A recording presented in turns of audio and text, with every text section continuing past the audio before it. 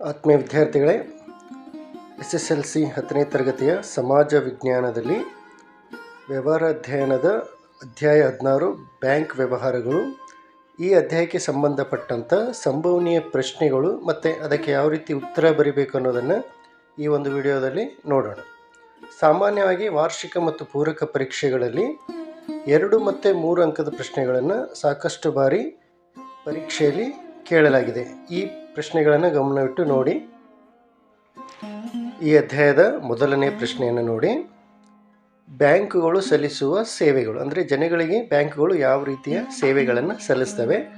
ನೀವು ಇದರಲ್ಲಿ ಬರೆಯಬೇಕಾದಂಥ ಉತ್ತರದ ಅಂಶಗಳು ಒಂದೊಂದಾಗಿ ನೋಡೋಣ. ಜಮಾ ಕಾರ್ಡು ಕೊಡುವುದು, ಅಂದರೆ ಕ್ರೆಡಿಟ್ ಕಾರ್ಡ್ ಅಂತಿರುತ್ತೆ, ಅದನ್ನು ಜನಗಳಿಗೆ ಕೊಡುವಂಥ ಸೇವೆಯನ್ನು ಬ್ಯಾಂಕ್ ಮಾಡುತ್ತೆ. ಖಾಸಗಿ ಸಾಲಗಳು, ಅಂದರೆ ಪರ್ಸನಲ್ ಲೋನ್ಸ್ಗಳಂತೇಳಿ ಕೊಡ್ತವೆ, ಇದು ಕೂಡ ಸೇವೆ. ಪರಸ್ಪರ ನಿಧಿಗಳನ್ನು ನಿರ್ವಹಿಸುವಂಥ ಕೆಲಸ ಕೂಡ ಬ್ಯಾಂಕುಗಳು ಜನರಿಗೆ ಸೇವೆಯನ್ನು ನೀಡ್ತವೆ. ವ್ಯಾಪಾರಿಗಳಿಗೆ ವ್ಯಾಪಾರಕ್ಕೆ ಬೇಕಾದಂಥ ಸಾಲಗಳು ಕೂಡ ಕೊಡುತ್ತೆ, ಬಿಸ್ನೆಸ್ ಲೋನ್ಸ್ ಅಂತೇಳಿ. ಅದೇ ರೀತಿಯಾಗಿ ಡೆಬಿಟ್ ಕಾರ್ಡ್ಗಳು ಕೂಡ ಇಲ್ಲಿ ಬರುತ್ತೆ. ಭರವಸೆಯ ಸೇವೆಗಳನ್ನು ಕೂಡ ಬ್ಯಾಂಕ್ಗಳು ನೀಡ್ತವೆ, ಈ ಅಂಶವನ್ನು ನೀವು ಬರೀಬೇಕಾಗುತ್ತೆ. ಅದೇ ರೀತಿಯಾಗಿ ಮನೆ ಕಟ್ಟಲು ಹಾಗೂ ವಾಹನ ಖರೀದಿಸಲು ಕೂಡ ಬ್ಯಾಂಕ್ಗಳು ಸಾಲ ನೀಡ್ತವೆ. ಭದ್ರತಾ ಅಥವಾ ರಕ್ಷಣಾ ಕಪಾಟುಗಳನ್ನು ಕೊಡ್ತವೆ. ಸಹಿಗಳಿಗೆ ಜವಾಬ್ದಾರಿ ಹಾಕುವಂಥ ಕೆಲಸ ಕೂಡ ಸೇವೆ ಕೂಡ ಬ್ಯಾಂಕ್ಗಳು ನೀಡ್ತವೆ. ಈ ಎಲ್ಲ ಅಂಶಗಳು 2 ಅಂಕದ ಪ್ರಶ್ನೆ ಕೇಳಿದ್ರೆ 4 ಅಂಶಗಳು, 3 ಅಂಕದ ಪ್ರಶ್ನೆ ಕೇಳಿದ್ರೆ 6 ಅಂಶಗಳು, 4 ಅಂಕದ ಪ್ರಶ್ನೆ ಕೇಳಿದ್ರೆ 8 ಅಂಶಗಳನ್ನು ಇಲ್ಲಿ ನೀವು ಬರೀಬೇಕು. ಇದು ಬ್ಯಾಂಕ್ಗಳು ಸಲ್ಲಿಸುವ ಸೇವೆ. ಇನ್ನು ಅದೇ ರೀತಿಯಾಗಿ ಮತ್ತೊಂದು ಪ್ರಶ್ನೆ, ಬ್ಯಾಂಕ್ಗಳು ಮಾಡುವಂಥ ಕಾರ್ಯಗಳು ಏನೇನು? ಇದು ಸೇವೆ ಮತ್ತು ಕಾರ್ಯಗಳಲ್ಲಿ ಸ್ವಲ್ಪ ವ್ಯತ್ಯಾಸ ಇದೆ. ನೋಡ್ರಿ, ಯಾವ್ಯಾವ ಸೇವೆಗಳನ್ನು ಬ್ಯಾಂಕ್ಗಳು ಸಲ್ಲಿಸ್ತವೆ ಅಂತ ಹೇಳಿದ್ರೆ, ಜನಗಳು ನೀಡುವಂಥ ಠೇವಣಿಗಳನ್ನು ಅಂಗೀಕಾರ ಮಾಡ್ತದೆ. ಇನ್ನು ಜನಗಳಿಗೆ ಬೇಕಾದಂತಹ ಸಾಲಗಳನ್ನು ನೀಡ್ತದೆ, ಅದು ಮನೆ ಸಾಲ ಆಗಿರಲಿ, ವೈಯಕ್ತಿಕ ಸಾಲ ಆಗಿರಲಿ. ಅದೇ ರೀತಿಯಾಗಿ ಹಣದ ವರ್ಗಾವಣೆಯನ್ನು ಮಾಡುತ್ತೆ, ಒಂದು ಕಡೆಯಿಂದ ಮತ್ತೊಂದು ಕಡೆಗೆ ಹಣದ ವರ್ಗಾವಣೆ. ಚೆಕ್ಗಳು ಅಥವಾ ಹುಂಡಿಗಳಂತೇನಿರ್ತವೆ, ಅದರ ಮೇಲೆ ಹಣ ವಸೂಲಿ ಮಾಡುವಂಥ ಕೆಲಸ ಕೂಡ ಇಲ್ಲಿ ಬ್ಯಾಂಕ್ ಮಾಡುತ್ತೆ. ಬ್ಯಾಂಕಿನ ಮತ್ತೊಂದು ಕಾರ್ಯ ಅಂತ ಹೇಳಿದ್ರೆ ಹುಂಡಿಗಳನ್ನು ಸೋಡಿ ಮಾಡುವಂಥ ಕೆಲಸ ಕೂಡ ಮಾಡುತ್ತೆ. ಭದ್ರತಾ ಕಪಾಟುಗಳ ನಿರ್ವಹಣೆ ಮಾಡುತ್ತೆ. ಇನ್ನು ಅದೇ ರೀತಿಯಾಗಿ ವಿದೇಶಿ ವಿನಿಮಯ ಕೂಡ ಮಾಡುತ್ತೆ. ಬೇರೆ ದೇಶದ ಕರೆನ್ಸಿಗಳು ಬಂದಾಗ ಆ ಕರೆನ್ಸಿ ಬದಲಾಗಿ ನಮ್ಮ ದೇಶದ ಹಣವನ್ನು ನೀಡುವಂಥ ಕೆಲಸ. ಬೆಲೆ ಬಾಳುವ ವಸ್ತುಗಳಿಗೆ ಭದ್ರತೆಯನ್ನು ನೀಡುವಂಥ ಕಾರ್ಯ ಮಾಡುತ್ತೆ. ಸಾಲ ಪತ್ರ ಮತ್ತು ಜವಾಬ್ದಾರಿ ಪತ್ರಗಳಿಗೆ ಜವಾಬ್ದಾರಿ ತಗುತ್ತೆ. ಸರ್ಕಾರದ ಹಣಕಾಸನ್ನು ನಿರ್ವಹಣೆ ಮಾಡುತ್ತೆ. ಇಷ್ಟೆಲ್ಲ ಕೆಲಸಗಳು ಬ್ಯಾಂಕ್ಗಳು ಸಾಮಾನ್ಯವಾಗಿ ಮಾಡುತ್ತೆ. ಈ ಪ್ರಶ್ನೆ ಕೂಡ ಸಾಕಷ್ಟು ಬಾರಿ ಪರೀಕ್ಷೆಯಲ್ಲಿ ಕೇಳಿದ್ದಾನೆ. ಅದೇ ರೀತಿಯಾಗಿ ಈ ಅಧ್ಯಾಯದಲ್ಲಿ ಬರುವಂಥ ಮತ್ತೊಂದು ಮುಖ್ಯವಾದಂಥ ಪ್ರಶ್ನೆ ಅಂತ ಹೇಳಿದ್ರೆ, ಬ್ಯಾಂಕ್ಗಳಲ್ಲಿ ನಾವು ಖಾತೆ ತೆರೀಬೇಕಾದ್ರೆ ಅನುಸರಿಸುವಂಥ ಹಂತಗಳು ಏನೇನಾಗಿರಬೇಕು, ಯಾವ ಅಂಶಗಳನ್ನು ಇಲ್ಲಿ ಪರೀಕ್ಷೆಯಲ್ಲಿ ಬರೀಬೇಕು ಅನ್ನೋದನ್ನು ನೋಡ್ರಿ ಒಂದೊಂದಾಗಿ. ಖಾತೆಯ ವಿಧದ ನಿರ್ಧಾರವನ್ನು ಮಾಡಬೇಕು. ನಾವು ಯಾವ ರೀತಿ ಖಾತೆಯನ್ನು ತೆಗೆಸಬೇಕು ಅನ್ನೋದನ್ನು ಫಸ್ಟ್ ನಿರ್ಧಾರ ಮಾಡಬೇಕು. ಆಮೇಲೆ ಅಧಿಕಾರಿಯ ಸಂಪರ್ಕ ಮಾಡಬೇಕು, ಅಂದರೆ ಬ್ಯಾಂಕಿಗೆ ಹೋಗಿ ಅಧಿಕಾರಿಯನ್ನು ಸಂಪರ್ಕಿಸಬೇಕು. ಅದೇ ರೀತಿಯಾಗಿ ಪ್ರಸ್ತಾವನೆ ಅರ್ಜಿಯನ್ನು ತುಂಬೋದು. ಅಧಿಕಾರಿಗಳು ಒಂದು ಬ್ಯಾಂಕ್ ಅಕೌಂಟ್ ಫಾರ್ಮ್ ಕೊಡ್ತಾನೆ, ಅದನ್ನು ತುಂಬಬೇಕು. ಆ ಬ್ಯಾಂಕಲ್ಲಿ ನಾವು ಆ ಒಂದು ಅರ್ಜಿಯಲ್ಲಿ ಪರಿಚಿತರ ಉಲ್ಲೇಖ ಕೂಡ ಕೊಡಬೇಕಾಗುತ್ತೆ. ಆಧಾರ್, ಪ್ಯಾನ್, ಗುರುತಿನ ಚೀಟಿ ಕೊಡಬೇಕಾಗುತ್ತೆ. ತುಂಬಿದ ನಮೂನೆಯನ್ನು ಬ್ಯಾಂಕಿಗೆ ಒಪ್ಪಿಸುವಂಥ ಕೆಲಸ ಮಾಡಬೇಕು. ಅದಾದಮೇಲೆ ನೆಕ್ಸ್ಟ್ ಅಂತ ಹೇಳಿದ್ರೆ ಆ ಅರ್ಜಿಯನ್ನು ಬ್ಯಾಂಕಿನ ಅಧಿಕಾರಿ ಒಪ್ಪಿಗೆಯನ್ನು ಸೂಚಿಸಬೇಕು. ಅದಾದ ನಂತರ ಪ್ರಾರಂಭಿಕ ಠೇವಣಿ ಅಂತ ಬರುತ್ತೆ, ಅಡ್ವಾನ್ಸ್ ಡಿಪಾಸಿಟಲ್ಲಿ ಮಾಡಬೇಕಾಗುತ್ತೆ, 500, 1000, 2000 ಅಂತೇಳಿ. ಅದಾದ ನಂತರ ನಮ್ಮ ಬ್ಯಾಂಕ್ ಖಾತೆಯಲ್ಲಿ ಓಪನ್ ಆಗುತ್ತೆ.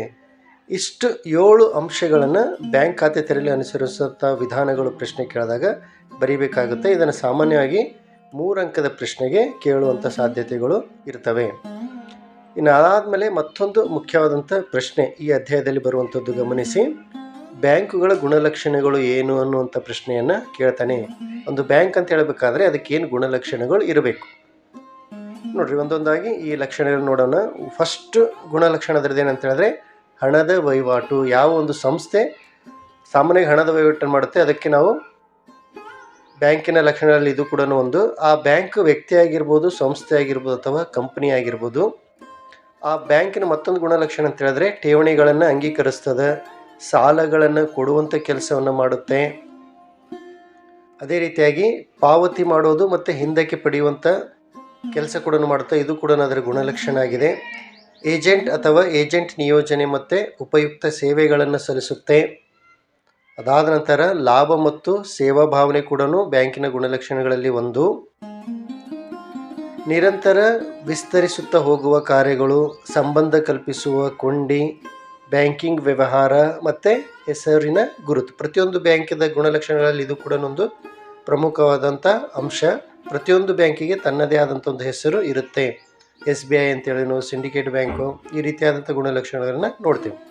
ಇನ್ನು ಮತ್ತೊಂದು ಇದರಲ್ಲಿ ಬರುವಂಥ ಪ್ರಶ್ನೆ ಯಾವುದಪ್ಪ ಅಂತ ಹೇಳಿದ್ರೆ, ಬ್ಯಾಂಕಿನಲ್ಲಿ ತೆರೆಯಬಹುದಾದ ವಿವಿಧ ರೀತಿಯ ಖಾತೆಗಳು ಯಾವ್ಯಾವು, ಯಾವ ರೀತಿಯಾದಂಥ ಖಾತೆಗಳನ್ನು ಬ್ಯಾಂಕ್ಗಳು ನಮಗೆ ಕೊಡ್ತವೆ. ಇಲ್ಲಿ ಪ್ರಮುಖವಾಗಿ 4 ರೀತಿಯ ಖಾತೆಗಳನ್ನು ನಾವು ತೆಗಿಲಿಕ್ಕೆ ಅವಕಾಶ ಇದೆ. ಒಂದನೇದ್ದು ಉಳಿತಾಯ ಖಾತೆ, ಸೇವಿಂಗ್ಸ್ ಅಕೌಂಟ್ಸ್ ಅಂತೇಳಿ ಕರಿತೀವಿ. ಎರಡನೇದ್ದು ಚಾಲ್ತಿ ಖಾತೆ, ಕರೆಂಟ್ ಅಕೌಂಟ್ಸ್ ಅಂತೇಳಿ ಕರಿತೀವಿ. ಇನ್ನು ಅದೇ ರೀತಿಯಾಗಿ ಆವರ್ತ ಠೇವಣಿ ಖಾತೆ, ರಿಕರಿಂಗ್ ಡಿಪಾಸಿಟ್ ಅಕೌಂಟ್ ಅಂತೇಳಿ ಕರಿತೀವಿ. ಮತ್ತೊಂದು ಅಂತ ಹೇಳಿದ್ರೆ ನಿಶ್ಚಿತ ಠೇವಣಿ ಖಾತೆ, ಫಿಕ್ಸ್ಡ್ ಡಿಪಾಸಿಟ್ ಅಕೌಂಟ್ ಅಂತ ಕರಿತೀವಿ. ಈ 4 ರೀತಿಯಾದಂಥ ಅಕೌಂಟ್ಗಳನ್ನು ಸಾಮಾನ್ಯವಾಗಿ ಬ್ಯಾಂಕ್ಗಳಲ್ಲಿ ನಾವು ತೆಗಿಬೋದು. ಇದರಲ್ಲಿ ವಿದ್ಯಾರ್ಥಿಗಳು ತೆಗೆಯುವಂಥ ಖಾತೆ ಯಾವುದಪ್ಪ ಅಂತ ಹೇಳಿದ್ರೆ ಉಳಿತಾಯ ಖಾತೆ. ಈ 4 ಖಾತೆಗಳ ಬಗ್ಗೆ ನೀವು ವಿವರವಾಗಿ ನೋಡ್ಕೊಳ್ರಿ. ಸಾಮಾನ್ಯವಾಗಿ 2 ಅಂಕದ ಪ್ರಶ್ನೆಗೆ ಈ ಒಂದು ಪ್ರಶ್ನೆಯನ್ನು ಕೇಳ್ತಾನೆ. ಉಳಿತಾಯ ಖಾತೆ, ಚಾಲ್ತಿ ಖಾತೆ, ಆವರ್ತ ಠೇವಣಿ ಖಾತೆ, ನಿಶ್ಚಿತ ಠೇವಣಿ ಖಾತೆ, ಈ 4 ಅಂಶಗಳ ಬಗ್ಗೆ ಗಮನವಿರಲಿ. ಮತ್ತೊಂದು ಪ್ರಶ್ನೆ, ಅಂಚೆ ಕಚೇರಿಗಳ ಹಣಕಾಸಿನ ವ್ಯವಹಾರಗಳು ಯಾವ್ಯಾವ ಅನ್ನೋಂಥ ಪ್ರಶ್ನೆ ಬರುತ್ತೆ. ಅಂದರೆ ಅಂಚೆ ಕಚೇರಿ ಕೂಡ ಈಗ ಬ್ಯಾಂಕ್ ಆಗಿ ಕೆಲಸ ಮಾಡ್ತಾ ಇದೆ. ಈ ಮುಂಚೆ ಕೂಡ ಮಾಡ್ತಾ ಇತ್ತು. ಅದರಲ್ಲಿ ಬರುವಂಥ ಅಂಶಗಳು ನೀವು ಬರೀಬೇಕಾಗಿದ್ದು, ರಾಷ್ಟ್ರೀಯ ಉಳಿತಾಯ ಪತ್ರಗಳನ್ನು ಕೊಡ್ತದ, ಕಿಸಾನ್ ವಿಕಾಸ್ ಪತ್ರಗಳನ್ನು ಜನರಿಗೆ ಕೊಡುವಂಥ ಕಾರ್ಯ ಮಾಡುತ್ತೆ. ಅದೇ ರೀತಿಯಾಗಿ ಅಂಚೆ ಉಳಿತಾಯ ಖಾತೆಗಳು ಕೂಡ ಪೋಸ್ಟ್ ಆಫೀಸ್ನಲ್ಲಿ ನಾವು ತೆಗಿಬೋದು. ಆವರ್ತ ಠೇವಣಿಗಳ ಸ್ವೀಕಾರ ಕೂಡ ಅಂಚೆ ಕಚೇರಿಗಳು ಮಾಡ್ತವೆ. ಇನ್ನು ಅದೇ ರೀತಿಯಾಗಿ ಅಂಚೆ ವಿಮೆ ಅಂದರೆ ಇನ್ಶೂರೆನ್ಸ್ ಕೂಡ ನಾವು ಪೋಸ್ಟ್ ಆಫೀಸ್ನಲ್ಲಿ ಮಾಡಿಸ್ಬೋದು. ಹಣದ ವರ್ಗಾವಣೆ ಕೂಡ ಮಾಡುತ್ತೆ, ಯಾವ ರೀತಿ ಬ್ಯಾಂಕ್ಗಳು ಮಾಡ್ತವೆ ಅದೇ ರೀತಿಯಾಗಿ ಅಂಚೆ ಕಚೇರಿ ಕೂಡ ಈಗ ಬ್ಯಾಂಕ್ ರೀತಿ ಕೆಲಸ ಮಾಡ್ತಾ ಇರುವಂಥದ್ದು. ಇನ್ನು ಅದೇ ರೀತಿಯಾಗಿ ಇಷ್ಟು ಅಂಶಗಳನ್ನು ನಾವು ಅಂಚೆ ಕಚೇರಿಗಳು ಹಣಕಾಸಿನ ವ್ಯವಹಾರಗಳು ಯಾವ ಮಾಡ್ತಾವೆ ಅಂತ ಕೇಳಿದಾಗ ಈ ಅಂಶಗಳನ್ನು ನಾವು ಪರೀಕ್ಷೆಯಲ್ಲಿ ಬರೀಬೇಕಾಗುತ್ತೆ. ಈ ವಿಡಿಯೋ ತಮಗೆ ಉಪಯುಕ್ತ ಅನಿಸಿದರೆ ನಿಮ್ಮ ಅಭಿಪ್ರಾಯಗಳನ್ನು ತಿಳಿಸಿ, ಒಂದು ಲೈಕ್ ಮಾಡಿ, ಕಮೆಂಟ್ ಮಾಡಿ. ಧನ್ಯವಾದಗಳು.